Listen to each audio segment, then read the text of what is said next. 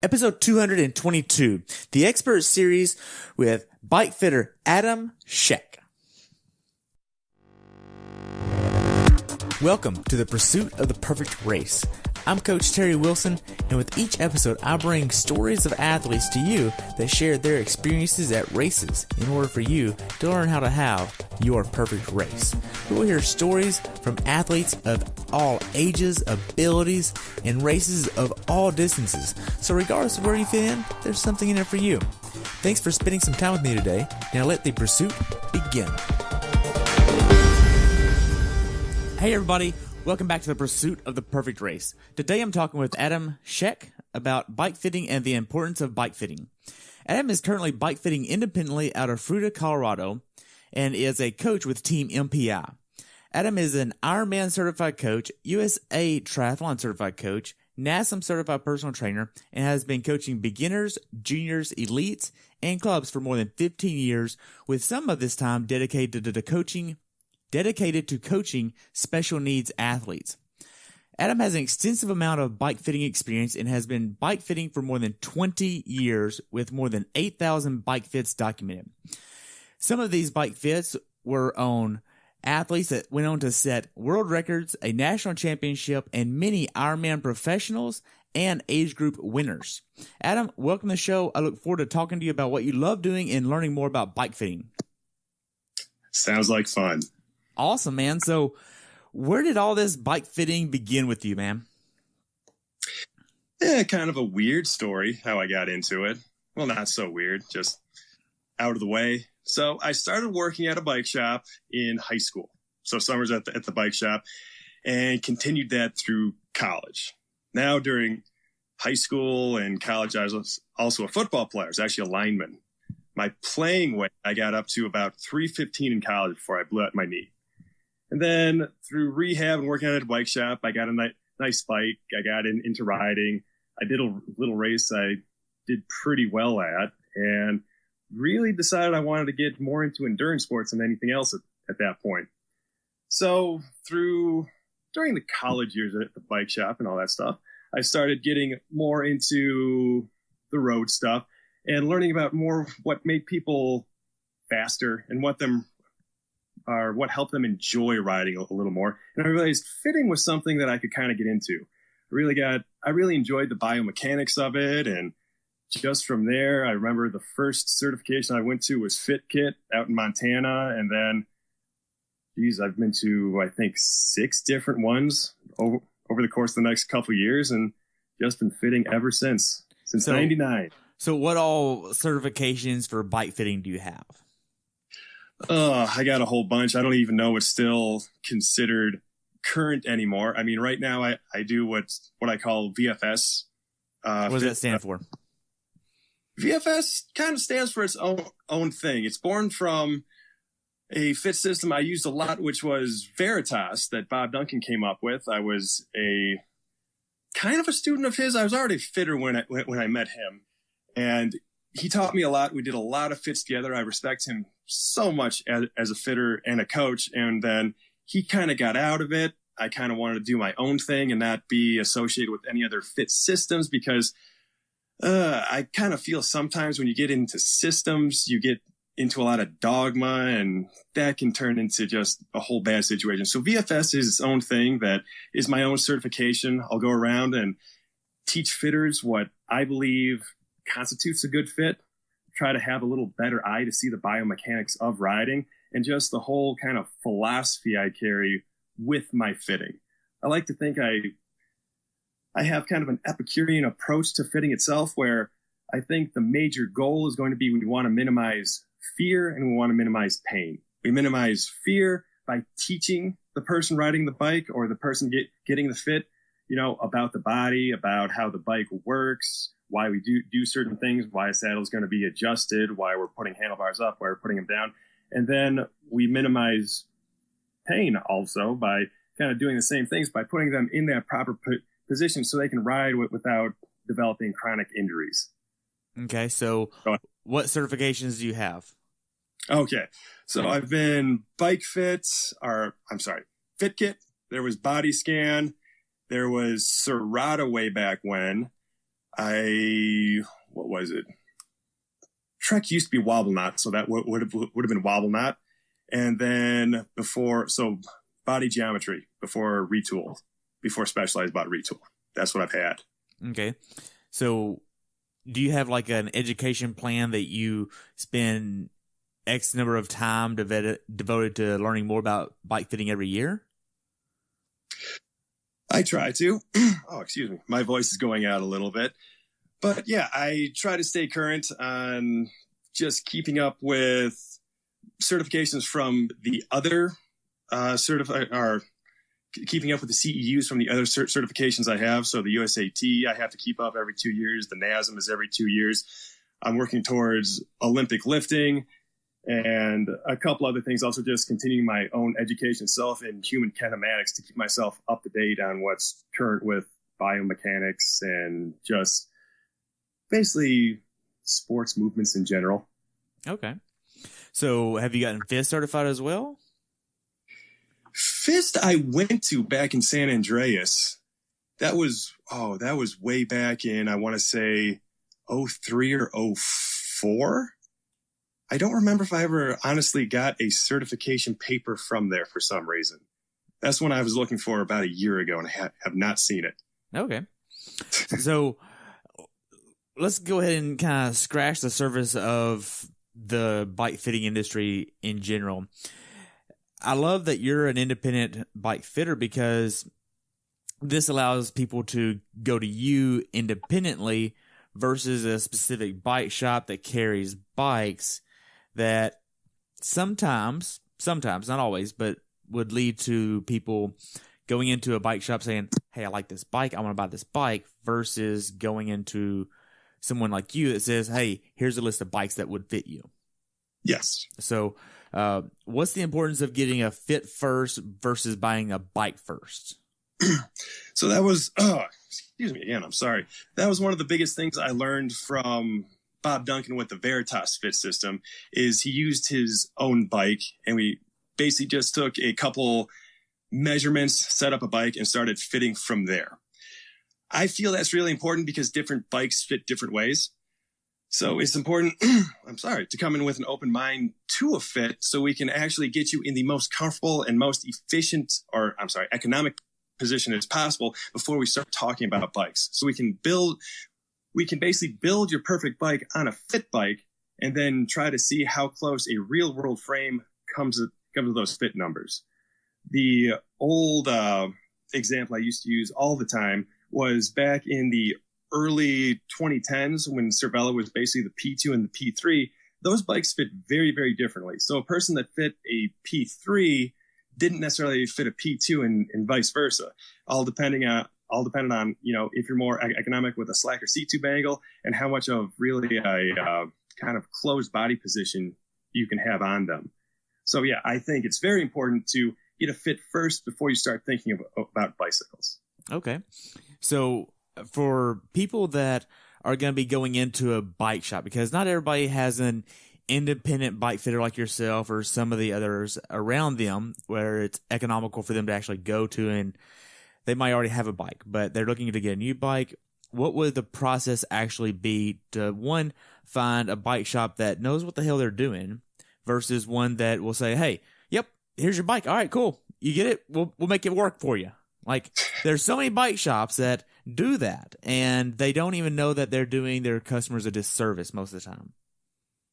Yes, and I fully agree with that, and that scares me sometimes. Luckily, around here, in this part of Colorado, we have a lot of good bike shops. I mean, granted, there are a couple where you walk in, someone size you up and say, hey, I got this one in stock that fits you just fine. What I have found going around myself when I'm asking people to see if they have an idea of how fit matters is I'll ask them about, what they think my stack and reach would be, or just some more, I wouldn't necessarily call them more advanced kind of geometry numbers, but things to know that they understand how a bike's going to work under a person. So stack and reach, I find if someone knows what those are, they're usually a little more astute on how a bike's going to fit. And then if they know what the trail number of the bike is for the fork, because that's going to play the biggest role in how that bike is going to handle dependent on the fit. So that's one of my first things I do. I'll walk in and talk about tri bikes or TT bikes and ask them what they think would fit me, and then start to ask them, what they think my reach would be, what a stack would be, and how my weight would be positioned between the two wheels. Okay. So for people that are listening that are oblivious to stack, reach, and all these terms that you're using, explain that a little bit more. Okay. So stack and reach are great. I think they mean so much more about the size of a bike than whatever number they put on it or whatever letter they put on it, whether it be small, medium, or large, or if you see a 54, a 56, or a 58 bike. Stack and reach are the raw numbers of how the frame is actually set up, the actual distances. So stack is effectively how tall the bike is. If you're going to, actually define it, it's from the center of the bottom bracket, direct or perpendicular to the ground, to the line that would bisect the top of the head tube. So basically straight up from the bottom bracket through the top of the head tube, that measurement. Then reach is from that center of the bottom bracket, parallel to the ground through the center of the top of the head tube. So those are stack and reach, the actual length of the bike and the actual height of the bike, which depending on brand or even models within a brand can vary greatly. I mean, another example I like to use with stack and reach, not really meaning what the size of the bike says. In Specialized, at least a couple of years ago, a 58 Venge had the same reach as a 61 Roubaix. So if you look at them, you see the numbers, you think one's a lot bigger than the other, but they're actually the same length bike. Wow. So what was the other measurement that you used? Trail. Trail I find very, very important. I dabbled a little bit in custom bikes, and I have done a lot of fits that ended up becoming custom frames. And trail is basically the angle of caster of the front wheel. So if you look at the front end of a bike, you see the fork, it comes down, it comes out, and the fork does not go up and down. There's a little angle to it. So if you drew a line directly through the head tube of the bike and then measured how far the hub or the axle of the wheel is in front of that, that's the trail number. Usually in a road bike, you want to see between about 4 and 6 centimeters. And that's going to tell you how stable a bike's going to be. The bigger the number, if you had a trail of 10, that bike's going to be very, very stable. You could ride that no-handed all day, but the problem is when you try to start to turn it, it takes more energy for that the handlebar to actually turn.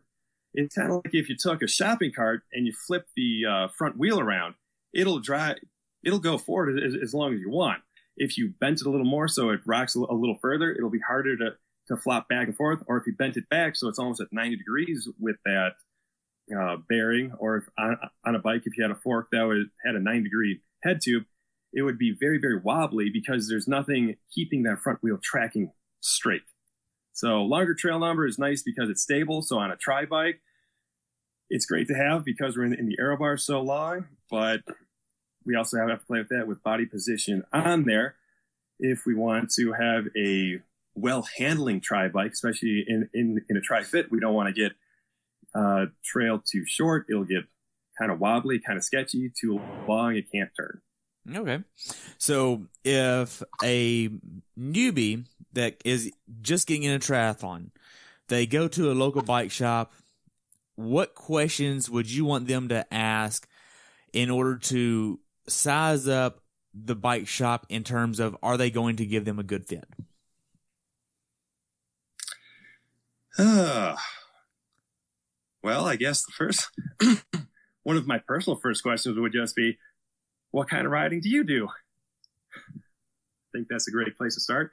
The next one would be starting to ask a couple just feeler questions about what they actually know about tri bikes, especially tri bikes compared to TT bikes, because they are a little different. Granted, there's very much myriad fewer TT options in the world now than tri options for bikes, but just to have them get an idea that the salesman there, or at least someone at the shop, is going to understand how a tri bike should fit a person.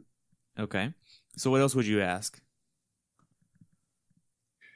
I mean, I usually just like to to talk a little bit to get a feel for the person. I start asking about if they know anything about the racing a little bit, asking about the brands they have and just what varies between the two to get an idea of what they actually know about them. And then I see how they really tried to start me on the bike itself. So what do you mean? So if I'm there and I'm asking about a fit and they're trying to sell me a bicycle, if they throw me on it just to see where they're going to put me kind of positionally or what they think is going to be the most comfortable. If they're going to try to sit me upright or if they're going to try to put me in a very aggressive kind of bent over position. Okay. What would each one of those tell you? Well, if someone is really trying to sit me upright, that just makes me think they're going off the kind of idea of the kind of comfort road bike where we want to put somebody very straight up. So there's not a lot of stress on the back and everything, not worrying too much about actual force production and not worrying too much about trying to have an angle between a body angle between the shoulders, hips, and knee of about 90 degrees, because that's what, as a fitter, that's what I'm looking for between about 95 and 110 degrees is where we're the most biomechanically efficient. If I'm working with a fitter or getting a fit by a person that doesn't seem to be taking that into account very early, that's where I would start to get a little leery about a fit. Okay. So if they literally just the salesman starts walking you through the bike shop and says, hey, I think this bike is going to do great for you. This is within your budget. This is what you need. That's probably not the bike to buy. Not necessarily. I mean, they're a brand new newbie. That's not well, honestly, yes. With a brand new person to the sport, getting the right size frame is the most important thing. You can always get another fit when you get more into it, when things are starting to go bad, that we can adjust stems, we can adjust saddles, we can adjust fore aft, all that kind of stuff. The frame size is the absolute most important thing. And the unfortunate thing is what I've seen over my career is tri-bikes people tend to get a bigger tri-bike than they need to from a shop that doesn't know much about tri. Road bikes tend to be a little closer, but a lot of people think that a road bike and tri-bike should fit the same when they don't know any better, when in all actuality, a tri-bike is usually a size smaller than your road bike. Really? Yes. Okay. So should a bike shop, in theory, in a perfect world, have a fit bike? And if somebody comes in, the perfect experience, what would that look like? I think the actual perfect experience, a fit bike would be great. If someone could come in, say, I'm looking for a bike, and there's several different fit systems out there that'll accomplish that, where someone's going to take a couple measurements off you, mock up a fit bike to that, and put the person on the fit bike, let them ride it for a little bit, maybe make a few adjustments. If everything is okie dokie, the person's feeling good from the fitter standpoint, everything's looking good, then that would be absolutely ideal. So they would actually get them on the fit bike, ride the fit bike for a little bit, adjust a few things, and actually go through an entire fit process almost, or entirely, and then say, okay, here's what your stack reach need to be on your bike. And that's not even on a real bike. That's a fit bike. Yes. So the way I do it is I'll do a fit on my own fit bike. I will take the measurements off that, which will give me, basically the stack and reach. And actually, I use a little bit of a little program I put together myself that I put the numbers from the fit bike in. It spits out, if I was going to build a custom bike, the bike I would build for them. And then I can compare other bikes to that by simply putting in the stack and reach, a couple angles, and then the stem and saddle height and all that stuff. And it'll tell me how far off a different bike will be from that actual fit bike, which is kind of convenient. All right.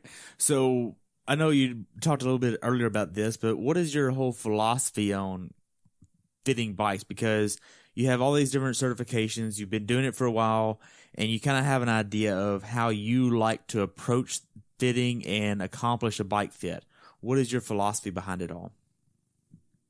My whole philosophy comes from, why I like to ride bikes is because I find it enjoyable and I want other people to enjoy it. So my whole mindset coming into doing a fit, my whole philosophy is I want to make sure people aren't afraid and make sure people aren't in pain.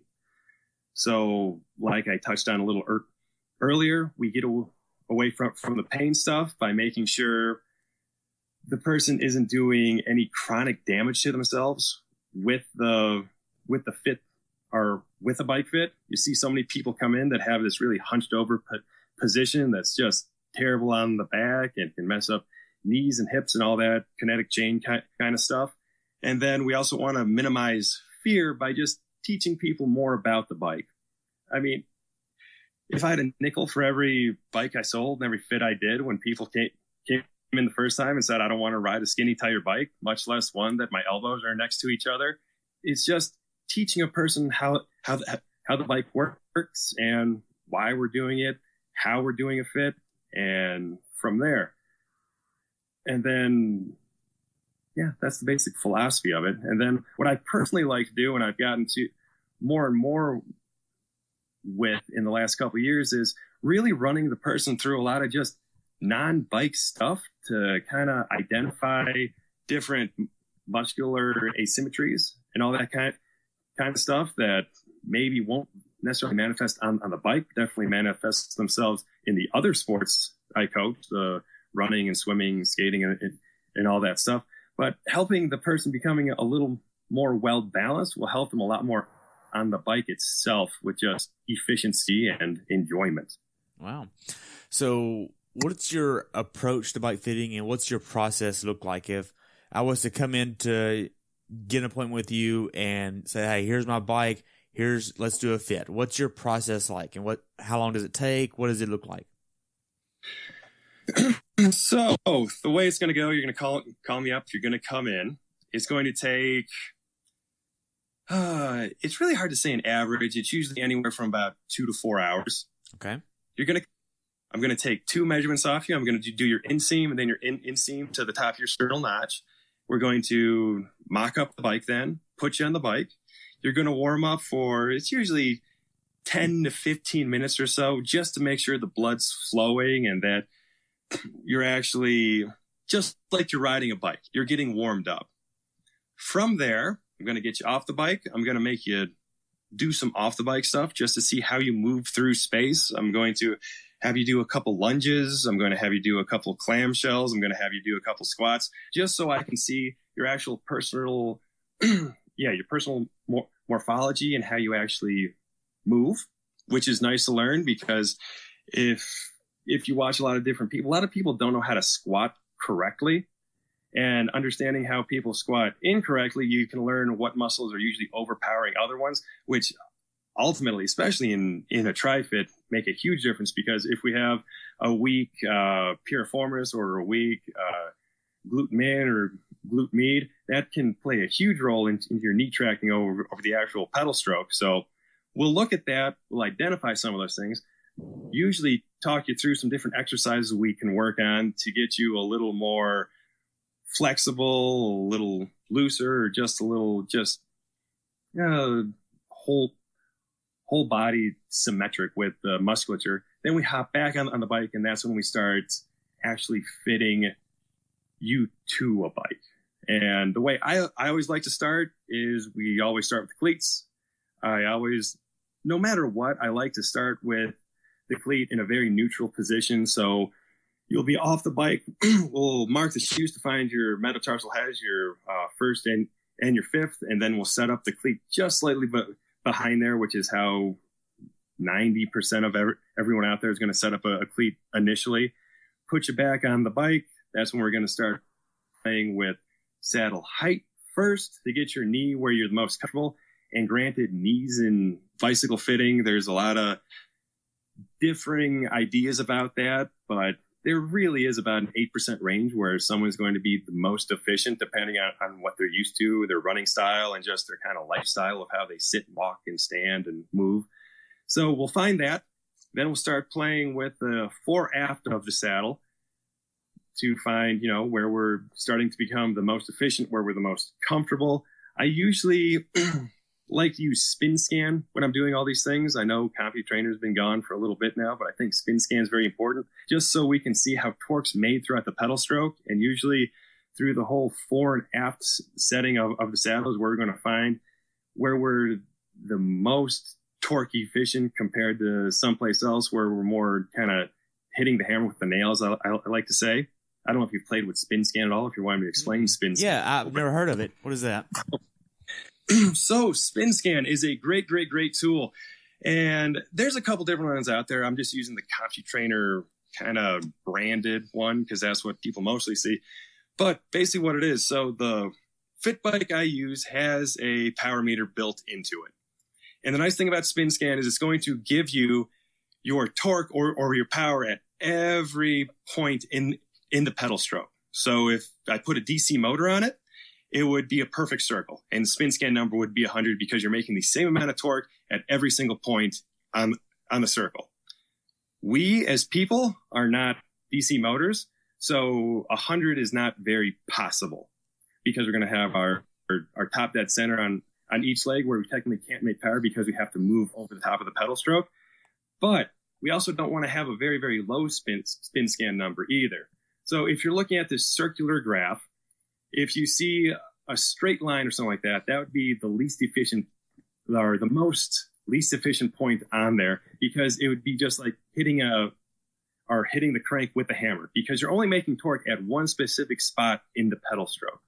So the more even we can get that, the more smooth we can have our pedal stroke be. Because when you think about it, just like running or swimming, we're trying to keep as much momentum going forward as possible. If we have to start and stop every single pedal stroke, just like, personally with me, with swimming, I don't have a great glide, so I have to accelerate with every single stroke. We don't want that. The more we can keep throughout the whole pedal stroke, the more efficient we are and the less calories we have to burn while cycling. So that's why I like using that. Just a little torque measure. Just kind of nerdy. Okay, so after spin scan, what do you do then? Well, spin scan, we're watching the whole time because so I'm using my eyes and I'm using the person getting fit, how they feel. Those are my subjective measurements because there's the old eyeball test is you look right on the bike and, I'll always be asking the person getting fit does this feel better? Does this feel worse? What makes it feel worse? What's making it feel better? Those are all subjective and everything. The nice thing about spin scan is spin scan's objective. If I'm moving a person, just 5 millimeters, maybe a centimeter at the most, and I ask them how they feel, and they say, I don't know, the same, and I'm looking at them and I'm like, they both look good. If my spin scan's changing, if one's more efficient than the other, then I think that is the more efficient and economical position for the person to be in. So yeah, spin scans are the whole time. Okay. So, all right. So you get the cleats, you get the saddle. What's next after that? So I always start I go basically from the bottom to the top of the body. That's just how I got to doing it. So we did the cleats. We've moved the saddle around. We've gotten the saddle in a good spot fore aft. We're looking at the good old plumb bob off the knee and everything, making sure that's all making sense, that we're not getting too much shear force off the front, so we're not too far forward. Okay. You started going like crazy here with stuff I don't know. Like what was all the stuff you're talking about? I'm sorry. So we don't want to get with saddle fore aft, we don't want to get the knee too far in front of the pedal axle. That's going to cause a lot of pressure on the kneecap itself because when we're trying to fire the quad above 90 degrees on the pedal stroke, that's going to pull the kneecap a little too hard and cause a lot of pressure on the knee joint. That's going to cause issues and pain and inflammation, just the same as we don't want to go too far. We don't want to get the knee too far behind the axle of the pedal because when we start to do that, we're relying too much on our hamstrings for the actual force production coming down that can strain hamstrings and that kind of stuff. So there's a happy medium that you want to find there. Yes, there is. Okay. Yeah. And that's one of those things that comes with time. And that's one of those things I really enjoy spin scan for, or just looking at just raw wattage for, because you'll find a point if you're just playing on your own bike. If you slam the saddle forward, ride for 10 minutes or so and see what your average wattage is, and then slam it all the way back and see it, you'll see there's going to be a difference. And you're going to find if you play back and forth a little bit, there's going to be a high point in there, because you're getting the most on top of the pedal you can. Okay. And that's what you're there to find. Yes. So we find that there. Okay. And that's when we start with the front end now. Oh, the front end, the fun stuff. Yeah. Now I was at, I think it was Ironman Boulder 70.3 in 2017. This girl came in with the P5X, this massively expensive bike, and I bet she had 6 inches of risers on there. And I'm like, did you buy the bike because it was that bike, or did you buy that bike because it fit you? Like, I wanted to ask her, but then I saw that she just had a regular road helmet on. Like, she had a regular jersey on. Like, I was like, man, really? Like, so many things don't add up in my life. I don't understand things. Yep. I was there, and I honestly remember that. Really? I remember seeing that bike. I really, really do, in transition the day before. I remember seeing that P5 being, wow, that's a pretty bike. It looks like a giraffe. Yes, it was massive. Yes. I say no to riser abuse. Yes. That's one of those things where you come back to, it's why we do a fit before you buy a bike. Yes. Because that's not right. Even if you look at disclaimers from different brands, they'll tell you how much stack they really want you to have before it gets too dangerous. Because when you stack too high, you're putting such a big lever on the front of that bike, it's really easy to snap steerer tubes. I remember Trek had problems with that a couple of years ago. But yeah, that's one of those things. That is one of those that it's a fitter simply going off by asking a person how they feel. That's what I would suspect. I mean, I don't know for sure, but a lot of people that don't know how you should sit in a tri-fit are going to want to sit like that, to want to sit really upright, because a tri-fit is really not the same as a road fit at all. A road fit's closer to a mountain bike fit than it is to a tri-fit. We have to remember we're not necessarily sitting on, bones on our pelvis, on our ischial tuberosities when we're in a tri-fit. We're going to want to be, I hate to say, a little more aggressive, because the body position should be honestly the same between a road bike and a tri-bike, in that the shoulder, hip to knee fully extended, once again, should be about that 95, 100 degrees. And we should have that both on a tri-bike and a road bike. The difference being a road bike seat tube angle is going to be about anywhere from 72 to 74. So but it's now, more... okay, what is this angle here measuring on the seat tube angle that you're talking about? Is that like the center of the bottom bracket straight up and then the seat tube angle? Is that what you're calling the seat tube angle? So the seat tube angle is technically, if you took a line through the center of the bottom bracket, through the center of the top of the seat tube, compared to the ground or compared to the wheelbase. Okay. So if you look at a bike from the side, you can see the seat tube's not straight up and down. Right. On bikes. Right. Okay. There's a couple there are, but it's kicked back just a little bit. So that's the seat tube angle. And a road bike is going to have a slacker seat tube angle. So about 72 to 74 degrees. So we sit a little more back. So to have that 90-degree angle of the body, we're a little further back. So the front end needs to be a little higher for us to maintain that angle. A tri-bike, however, is going to be steeper. Nowadays, that's going to be anywhere from about 78 to 81 degrees on some bikes. So we're going to be a little more forward. So we have to understand that. And we're going to have to understand we really, really, really have to love our saddles, because we're going to be sitting more on soft tissue.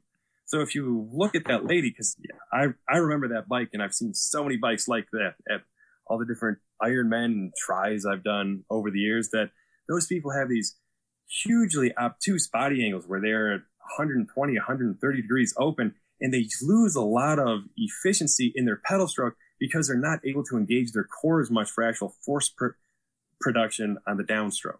Wow. So to get kind of back on track here, the front end, where do you begin with the front end? What kind of steps do you take along the way to adjust the front end? What are you looking for as far as the front end goes? So the front end is the trickier end, obviously. And I'll start by saying that fits with me are good for a year, because a fit is a process, especially someone who's new to getting fit. Being that I've done it so long, I have a good idea where someone's going to end up, but you don't necessarily want to go there in the first fitting with a person, because it just might not take.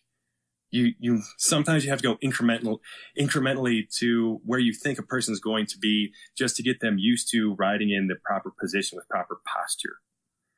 But the place I usually start is actually going back to the whole fist certification. I remember the one little sheet I got from there was, a saddle to aero bar pad drop chart, which basically said you go about 3 to 9 centimeters, no matter what. So when we start with the mock-up of the bike, depending on the height of the person and the ratio of kind of how their arms look to the ratio of their torso length to their leg length, will be pretty close to about a 3 centimeter drop to start with. And then from there, depending on how that person sits on the saddle and how comfortable they are with that sort of drop, that's where, if we should come up a little, if we should go down a little, or even if we need to pull the bike forward a little bit, meaning that we push the saddle forward a little bit to allow them to be more comfortable with a little more drop. So we don't get that big wind sail going on, or that big obtuse angle. Right. So there's a few different questions here that we can talk about briefly. I say briefly because we could go on all day, more than likely. But road bikes with clip-on aero bars. Yes. This can't be a good thing because of the angles that you've been talking about that you have with the road bike versus the tri-bike. Then you're trying to go down in that angle, and you just can't open up the hips enough, it seems like. Yes. So you see people getting impinged really bad, meaning they have this really acute body angle. So instead of being at 90 degrees, they're like 80 degrees. So they're having to round their back, and they're closing off their diaphragm, and then they have to use their little spinae erectae muscles for force production instead of their abdominal wall when you close up like that on a road bike, because you're sitting too far back. That's why I said earlier, a tri-bike is usually a size smaller than your road bike, but the reach on a size smaller tri-bike is going to be longer than a size larger road bike. Because when you break down the actual geometry of a bike, bikes are designed to handle the best with the person sitting on them in a certain intended range. So on a road bike, they're going to have, where they expect the center of mass to be, or the weight distribution, about 60-40 between the rear and the front. But if you put clip-on aero bars on that, we're moving a lot of weight forward. So we're going to be 50-50 or even flip-flop, where you have 60% of the weight up front and 40 on the back, which makes the bike not fun to handle. While a tri-bike, on the other hand, is designed for a person to be a little more forward. So that's why they have a longer trail, so they're a little more stable. Well, but wait, it's cheaper. It's cheaper just to buy clip-on bars and a road bike than just buy a tri-bike. It's cheaper. Yes. So why not do it? Once again, we get away from what the bike's designed for. Weight distribution gets really weird on clip-ons on a road bike. But I'm telling you, they wouldn't make anything for road bikes that weren't meant to be on road bikes. It's just an accessory. They make it for a reason. Mm-hmm. So it should be fine, right?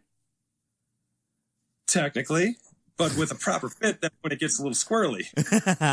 Okay. That's all I'm saying. I've in the past called them, it on some bikes, it can start to feel like a rear wheel drive unicycle because you have so much weight on the front end of the bike itself. A rear wheel drive unicycle.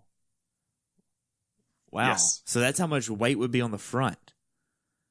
On some bikes, yes. If you look at some of these bikes, some of the more comfort road oriented bikes, the geometry on there, if you put a person in an actual tri-fit and actually with a fast forward seat post so they can get the same seat post angle as a tri bike, there's so much weight on the front end. It gets interesting to ride. So would you say that someone that is trying to get in a triathlon, if they go into a bike shop and they say, hey, well, you can just buy a road bike and just put clip-on aero bars and you'll be fine, is that someone you would want to get a bike from, or would you want them to kind of ease out the door? There is a very good question I'd ask that person, because there are some road bikes that you can do that with and some you simply can't. I don't know if am I allowed to talk about different bike brands just as examples? I don't mind. I don't care. Okay. So here's a great example. So for a time I sold Specialized. If I walked into a bike shop and I just wanted a bike, I want to put clip-ons on there and do tries, and the salesman said, yeah, Roubaix is going to be great, I'd walk right out. If the guy said, you know what, you'd have to do Avenge or maybe a Tarmac, then I would stay there. Because the way those bikes are designed, Avenge especially, you can put clip-ons on, and it's designed so it's not going to be as squirrely as if you did on a Roubaix, just because of how the bikes are set up. A Roubaix is a slacker bike, so it edges more towards that 72 degrees on a seat tube angle, so slacker, opposed to Avenge, that you're going to be able to get that into a 75, 76 degree seat tube angle to make it a little more stable. Okay. So what about entirely swapping out the front end from the road bike to tri-bars with the actual triathlon aero bars and putting that onto a road bike? Once again, some road bikes can do that. I used to do that on Venges a lot, and I used to do that on Cervelo S bikes a lot, because they were designed in such a way that was manageable. And especially a couple of years ago, when early season races in the UCI required teams use road bikes for time trials instead of actual time trial bikes, that helped out a lot too. It's one of those things. Why would they do that? That's stupid in my mind. It's like, hey, you can't use a time trial bike in a time trial. Anyway. Oh, so I come from road racing. I don't know how much you know about road racing, but there are a lot of just dumb rules. Just like another good question to ask is if the salesman who's trying to sell you a bike knows the difference between a tri-fit and a TT fit. Because TT fits are very, very different just because of the rules associated with them. Wow. Okay. So knowing the difference between a TT fit and a tri fit. Yes. Okay. So that's what you do with the front end. So after you get done with the front end, what else would you look at on the bike fit as we're getting a fit? So we're going to get to, on the front end, we're going to go up and down, back and forth. We're going to try to get a neutral spine. So we don't want to see that big hump in the back or an arch towards the lower back. So the pelvis stays in line with the shoulder blades. You see a lot of people that kind of sit straight up on the bike, and to get to the handlebars, they just roll their back over. We want to get rid of that completely when we're doing the fit, because that's going to kill efficiency. When you hear people talk about, my neck's killing me, it's usually because of that, because they're sitting straight up on the saddle, bending over to get down into the aero, and then overextending their neck to actually look down the road. Opposed to when we have a nice fit and a nice neutral spine, the back's flatter, it's not as hard to look down the road. So we're going to get to that point by, handlebars going fore and aft, so closer, further away, up and down a little bit. And once we get to a really happy point where I'm happy as the fitter looking at it, where my objective spin scan numbers are looking good, and when the fittee is feeling good, then I usually just send them through a little, just 3-mile time trial on the fit bike, so we have a baseline to come back whenever they want to come back. And usually I usually tell them to get about 100 miles in before I see them again. And we see if we can improve the comfort of the fit like we did before through a fit. And then we see if their numbers improve or, well, hopefully improve or at least stay the same through that. Okay.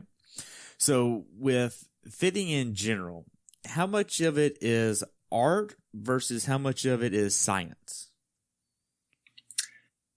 I feel you can go either way with it. I've worked with some people, especially on the track, where the only thing we worried about were numbers. We had them hooked up to a med cart, so measuring expired gases, and had them on a Velotron where we're just measuring power, and we are getting them as purely biomechanically economic in their movement as possible. And that's all well and good for people trying to win medals and championships and things like that. But with most people, and even a lot of pros I've worked with, especially Ironman pros, there is a decent amount of art to it, because it is kind of that eyeball test after a while where you can look at a lot of people, especially if you've been around a lot of races and around a lot of riders, that some people don't look as comfortable as others on the bike. So just working them to that kind of ideal you have in your mind usually is the best bet. Okay. So as far as the tools that you need to do the job and do the job to your caliber, what tools do you need and what tools do you actually use on a normal fit? So on a normal fit, I always prefer to use my fit bike just because my fit bike is easier to adjust. I'm always willing to do it on the person's bike. It just takes long because I make a lot of adjustments. And the fit bike, I have one knob. I loosen, handlebars go up and down. Another knob, they'll go back and forth. Same on the back end. So it takes me 2 seconds opposed to making the person get off the bike and I'm loosening bolts and moving spacers and all that stuff. So ideally, I like to have the fit bike so I can make adjustments quickly and on the fly. Then I like to have some objective measurement. So some kind of power so I can make sure we're always making consistent power and seeing where power is maybe a little greater compared to where it's maybe a little less during the fit.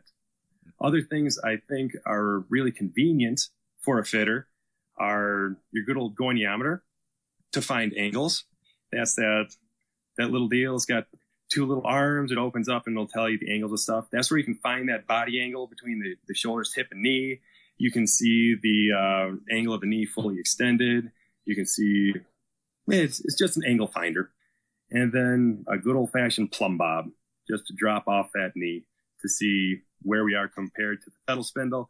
And it's also nice to, depending on who you are and who you've learned fitting from, to drop it off the nose or off the ear to see where you are in comparison to the front axle of the bike. Okay. So what is geometry or let me rephrase that. How important is geometry in bike fitting? To bike fitting itself? Yeah. Not really important, but to how a bike's going to ride, very, very important. Like I say, if working with someone who's going to get a road bike they're going to use for tri, we're going to put aero bars on, whether they be clip-on or a fully integrated front end. A Venge is going to work a lot better just because how the geometry lends itself to the bike. A Venge is what a lot of bike people would call a long and low bike. So it has a long reach and a short stack compared to a Roubaix, which is a tall but short bike.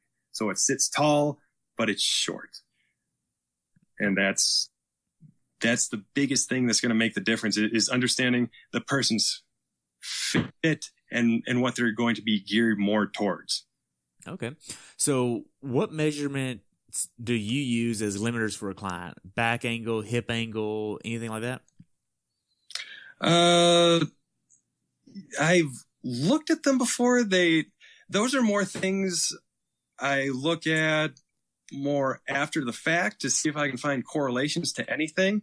It's really the most important numbers to me are going to be wattage in the long run. And then that hip angle seems to be most correlated to wattage when I'm looking at it.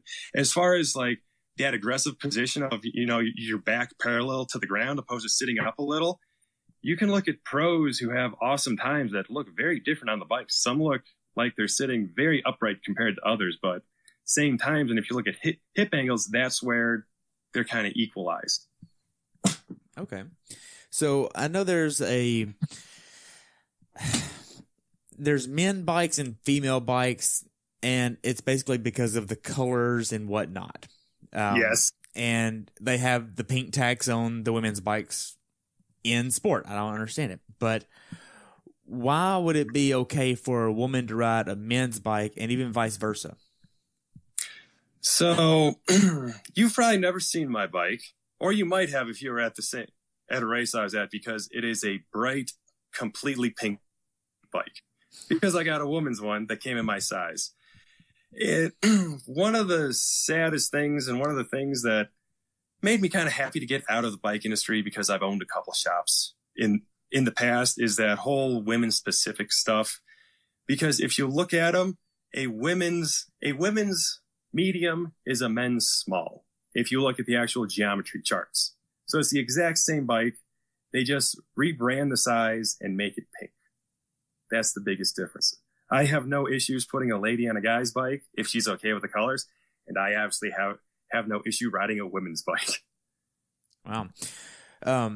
So what about the idea of buying a bike online and having it mailed to you or shipped to a bike shop, and then you're basically buying it sight unseen? That is one of those things. I would get a fit first, obviously. But if they have a good fit calculator, like I said before, getting the right size frame is the absolute most important thing. We can adjust other things. We can't adjust a frame. Right. But with that said, you have to, it's important to understand how bikes handle a little more. Like we talked about trail a little bit earlier. That kind of sweet spot is 4 to 6 centimeters of trail that the bike's going to handle very predictively. If you're looking at an online bike and the trail number doesn't look right, that's when I start to get leery of those things. But yeah, I mean, a lot of those out there, I really don't have qualms with, because there's so much data out there, and I have so much data from all the fits I've done that I could just take some measurements and I am 99% sure we can get you on the right size frame. So just buying a bike online like a Canyon or something like that, I don't think there's an issue at all if you can go see a competent fitter. Okay. So, and be willing and understand you might have to buy a different stem or something like that, because it's probably not going to come out of the box perfect, but you're going to be able to make it perfect. Okay. So there's been a lot of talk online recently of short cranks and long cranks versus stock cranks that come on there. Why would you want to put short cranks on there, and are short cranks better? Are they worse? What's your opinion on that? I actually did a study on this. Really? 2.5 years back. Yes. So we actually did expired gases. So actual, how much oxygen you were using while you were doing a 3-minute time trial at a randomized crank length. So the only variable was crank length. We measured oxygen uptake and oxygen expenditure, heart rate, what was the other things? And then it was a constant wattage and a constant cadence, which was interesting to figure out how to set that experiment up. But I was hoping there would be anything, but there was no significant difference between 150 crank to 180 crank, independent of the person's height. So if a person was 6'4", there was no discernible difference. If a person was 5'1", there was no discernible difference. Okay, so how many people were in this study? How many people? Was it just like 5 people? Was it 20? What was this? 25. 25 it was a college cycling team. Okay. So, yeah. Wow. Okay. So, but does it really matter about the length of the crank in regards to the fit of if you can make a bike fit somebody better or worse? Yes, that's where it comes in. If we're looking at objective, just performance stuff, there's no difference. But when it comes down to a fit, it's kind of convenient there's no difference, because someone like my wife, who's 5 feet tall, it is hard to find a 700C wheeled bike that she has enough standover on. So to get something that works, she's running a 155 crank. She can't run anything longer because the seat can't go down far enough, which is unfortunate. Okay. So, but for the normal person buying a shorter crank, is that going to open up the hip angle a little bit more and give them more power? So what was found in the study, because also hip angle at 90 degrees on pedal stroke was also corrected for. That was the other variable we tried to take out. So power was always consistent throughout the whole thing, just like wattage and cadence and absolutely everything, because there's no discernible difference between any crank or arm length. So not necessarily there's a big difference. It's one of those things, comes down a little bit to what you're comfortable with and how flexible you are. If you don't have very flexible hips, it's a little nicer to go with a shorter crank arm length because you don't impinge as much at the top of the pedal stroke. What do you mean by that? So we talked about that body angle, that ideally with the leg extended, we want to be about 90 degrees. But that also means when we're not extended, when we're at top dead center, if we have a shorter crank arm length, we're not as impinged in that body angle as much as if we have a longer crank. Okay. So if you're a guy with a bigger belly or something like that, it's a little nicer to have a shorter crank because you don't run into your belly. Or if you're not as flexible, and that kind of goes into the idea of flexibility is really important with bike fitting. What's your opinion on that? Flexibility can make you, I think, a better athlete. As far as fitting goes, I have a hard time touching my toes and I can have a good fit. And I can fit a person that's not very flexible. It's working around that. And that's one of those things why I like to see people a couple times before I say, hey, we're done with a fit, because flexibility can change also, which is going to change your fit. Okay. So what about, there's an idea floating around about the slow adaptation of a bike fit. Like you can't go too aggressive. You have to go bit by bit before you actually get to the most aggressive point. Or can you just go slam down the stem and you're good?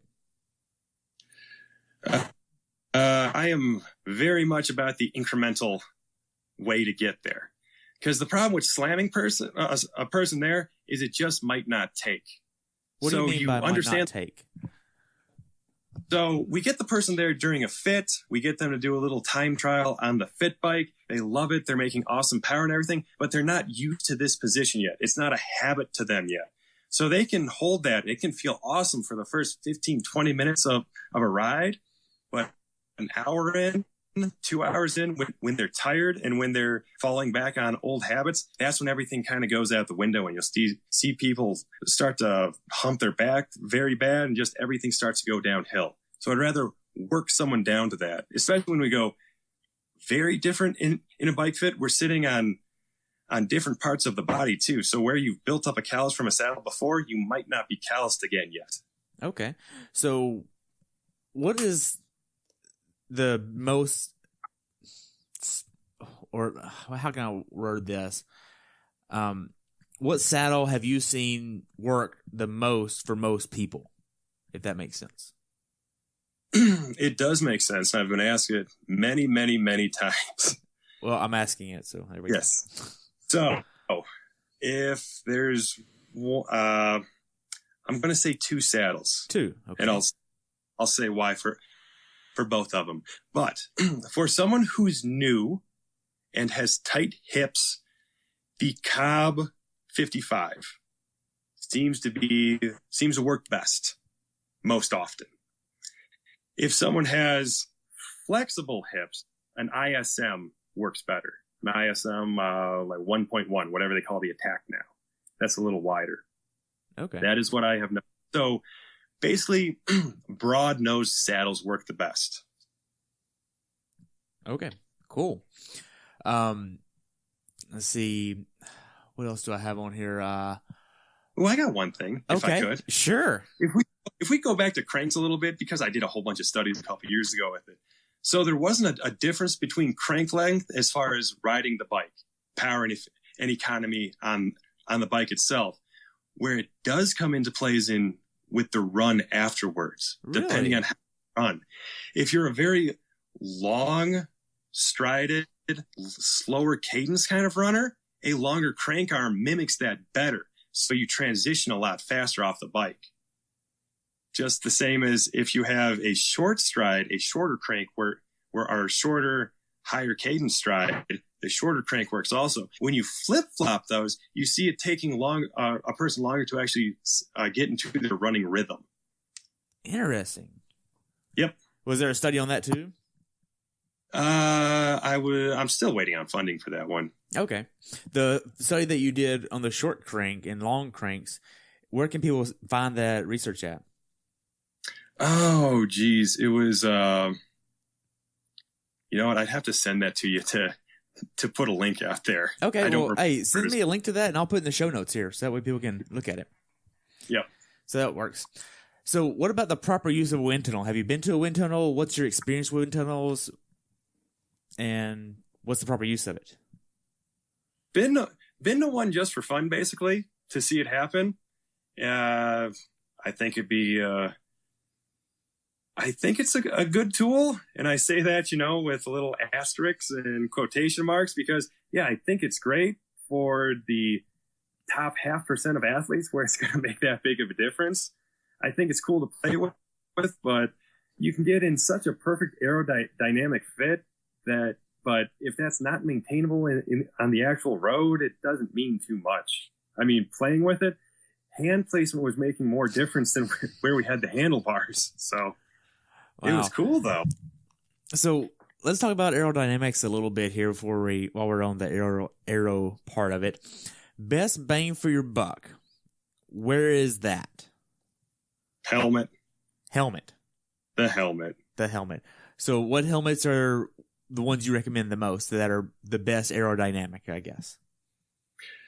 So I can't speak to what's the actual most aerodynamic. I haven't read the latest papers on that kind of stuff, but an aero helmet is definitely more aero than a non-aero helmet, than your standard road helmet. So the most important thing I would say is get one you find comfortable, because some simply don't work for some people. Me personally, I've been using lasers for a long time. The laser, Chrono, that helmet dug into me, and I did not like it. I did not want to keep it on. Everything sounded weird in it, and it just wasn't great. The Laser Wasp, which was the next generation, fit great, super comfortable. So comfortable helmet that's not going to bother you during an Ironman. So your 5, 6, 7 hours out there, I think, is more important than anything else. Okay. So what about shaving your legs? Is it worth it? So I'm going to use a Bob McEwen quote right now. A what? Because a Bob McEwen. Okay. He was a really good sprinter in the early 2000s. Really nice guy. Got to race with him a couple times. But he did an interview once, and he was asked that classic, why do you shave your legs? And his response to the reporters was just, it feels good. So that's my whole thing behind it, because I've seen and I've read about, shaved legs more aerodynamic. And then they talk about the dynamic turbulence about having hair and all that stuff. And I come from cycling. I've been shaving my legs for 20 years. And I just think it'd be weird to have hair on my legs now. Wow. So what about the chain? The chains are always like, it seems like every year there's a new chain company out there making better chains, or hey, here's a wax you can put on your chain to make it faster. And is there any real science behind this? Do you recommend the people that get a fit by you, hey, you might want to get a better chain because it's faster? Or you need to get this wax to put on your chain because it's faster. It's free speed. So I've played with those things a lot too. And it's funny how it works out. So molten wax and those, is it Zero that makes the zero drag chain? Somebody. And anywho, yes, they are very fast for a little bit, and especially in closed conditions. If you have a really clean race without any dirt on the course, they tend to work really well. It's funny to see them after races to actually test the actual malleability is not the right word, but how easily the the links move between each other after 112 miles because they tend to be the same as a regular old chain. But the funny thing is the whole burner pulley. You're familiar with the burner pulleys that are the big... I know not everybody listening is, so go ahead and explain. Okay, so the burner pulleys are when you see a lot of pros have them, that are those really big pulleys on the rear derailleur, which are supposed to reduce friction. Yes, the oversized... The oversized pulleys. Right. Yep. So it's funny because you can look at two different studies from that. And I remember I was reading one from out of Japan where it does, in fact, reduce chain friction because the chain doesn't have to bend as much around an 18-tooth pulley as it does around a 10.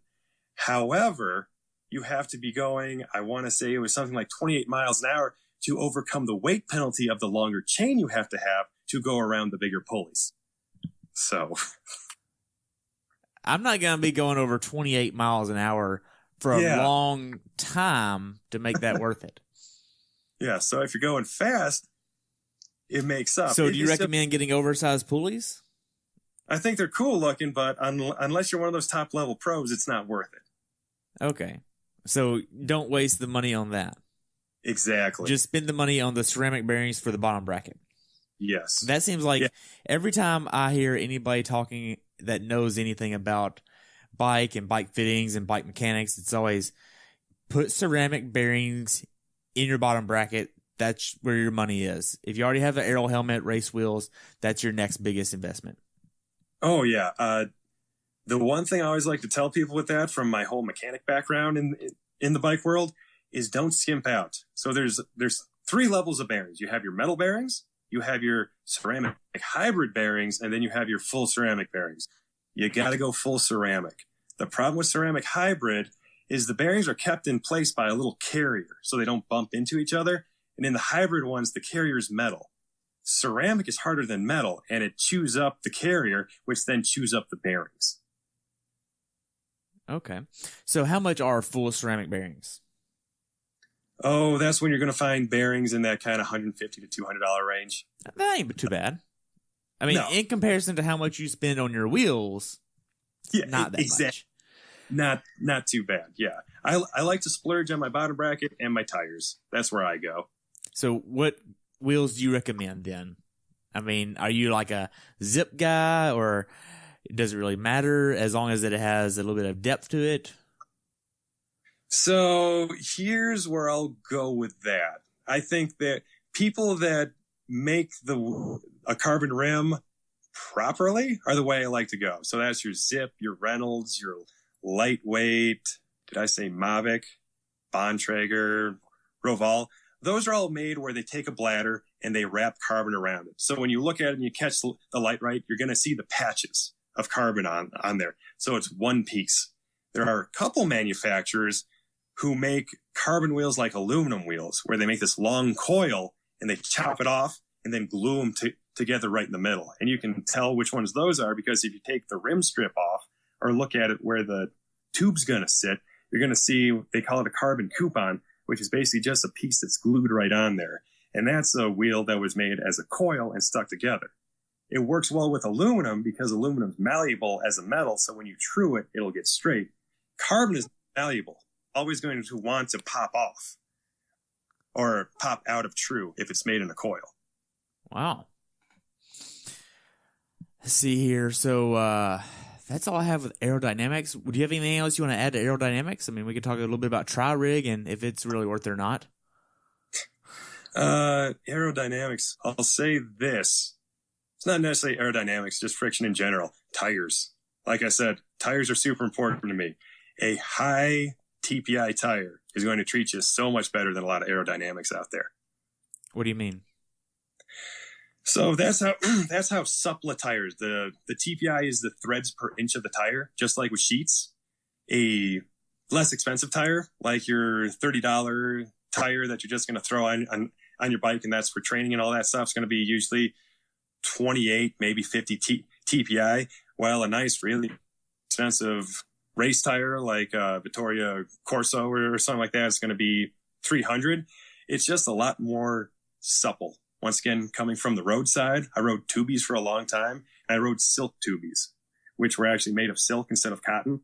So they're just more supple, and they're also a little more protected against punctures, because the tighter those threads are, or the smaller the threads are, the more they can deform around an object. So if you go over something sharp, something with a higher TPI is going to be able to actually conform around it more than something with a lower one that'll just bust straight through. Okay. So, I've interviewed more than 200 athletes by now, way over 200. And every time I ask them what their PSI for their race was, I've had a guy named Ben Miller. I'll throw him under the bus because he's used to it. Hashtag PC. But he actually rode in Haines City, I think it was. He has a P5X. He was, at the time, 230 plus pounds. That's safe to say. And he's 6'2", I believe. So he's a pretty big guy. Or he's 6'3", sorry. And he was riding at 85 PSI. So pretty big guy riding at that. And then you have the other end of the spectrum where you have Andrew Starkowitz at Ironman Texas. I didn't interview him for that race, but I know he rode 140 PSI at Ironman Texas. So, and that's not a tubular either. That's just a clincher. Yeah, that's scary. So now then, where is the balance at this? I mean, personally, I feel like it should be between 85 and 90. Don't care. 85 to 90, that's where you're going to get your softest ride for the road. You're going to have enough grip. You're not going to have to worry too much about slipping on anything, and you're still going to be able to feel the road. What's your opinion on PSI, and where would you tell somebody to ride at? So my opinion comes from my capstone project in college. That was proper PSI under a 80 kilogram load on a bicycle.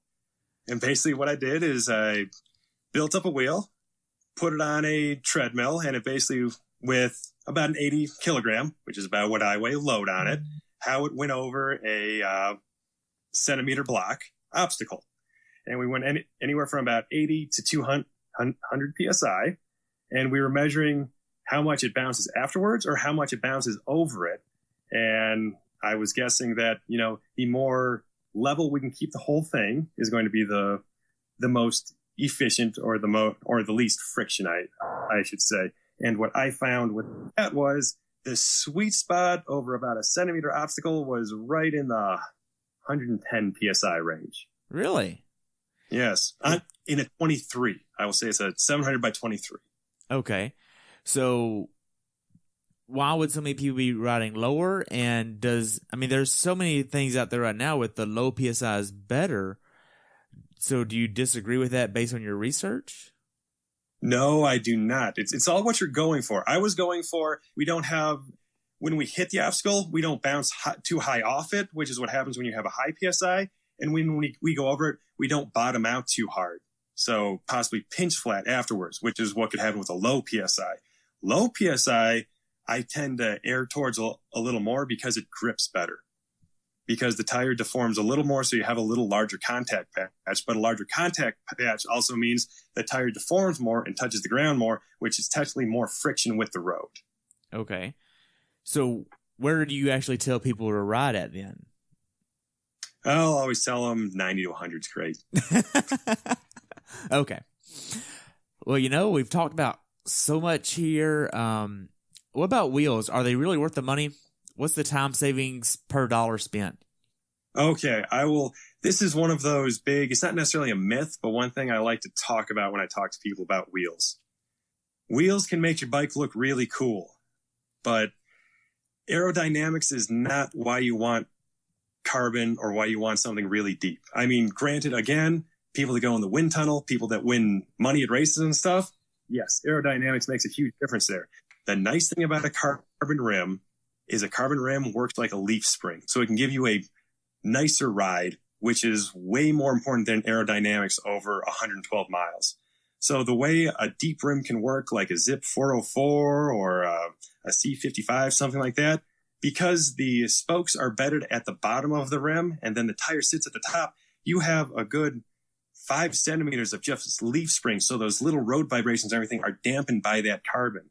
opposed to something that is shallower or a metal rim where all that vibration is it goes through the bike and you have to take it up. It's kind of like riding a dual suspension mountain bike. A dual suspension mountain bike is going to weigh more than a hardtail, but you save a lot more energy not taking all that shock into your body, which is the same as a carbon wheel. Okay. So is there a real cost worth it? I mean, are they worth it for most athletes, or is there a time savings if you do buy the 808s or the deeper wheels? For most people, I would say there is probably not much time savings between like a 404 and an 808, or especially like a disc. A disc is going to beat up a lot of people just because they ride kind of rough. It's one of those things, especially in an Ironman distance and a half, 70.3 distance. I would always recommend doing it, whether you rent one, whether you buy one, because it soaks up more vibration. You'll be amazed how much fresher you can feel by using a carbon rim. Really? Yep. So what about disc? I mean, using a disc on a hilly course, is it worth it? Or should, take Lake Placid, for instance, that's a decently hilly course, or Mont Tremblant, using a disc there, is it really worth it, or would it be better to use just deeper wheels? Personally, I would just use deeper wheels. This would be an athlete-to-athlete conversation. I would just use deep wheels because in my own personal experience riding discs, I don't like the way they feel when I'm out of the saddle climbing hard.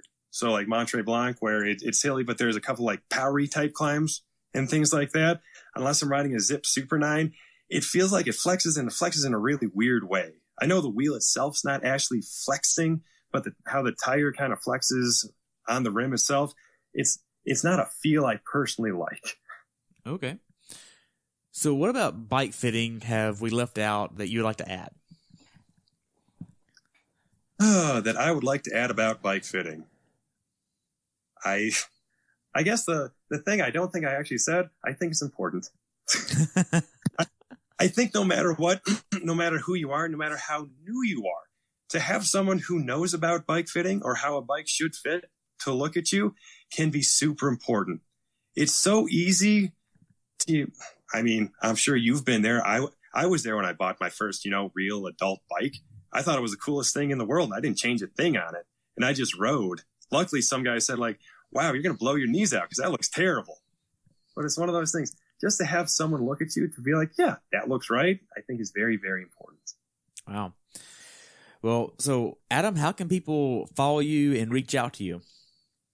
Okay, so the best way would be email, and it's pretty easy. It's adam@teammpi.com.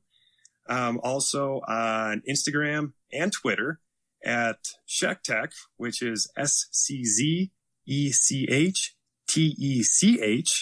which was a play off Vision Tech, which made a whole bunch of, aero stuff that I thought was funny. I understand it's not hard to spell, but it sounds cool. And then, I'm at a lot of races. I do the beginner athlete briefings at Boulder most years, and I've done it at St. George 70.3 the last couple of years. So if you're in the West, you'll probably see me at an Ironman event. Nice. Well, so just to kind of wrap up here, what's your definition of a perfect bike fit? My perfect bike fit is one where I can go 112 miles and enjoy the scenery.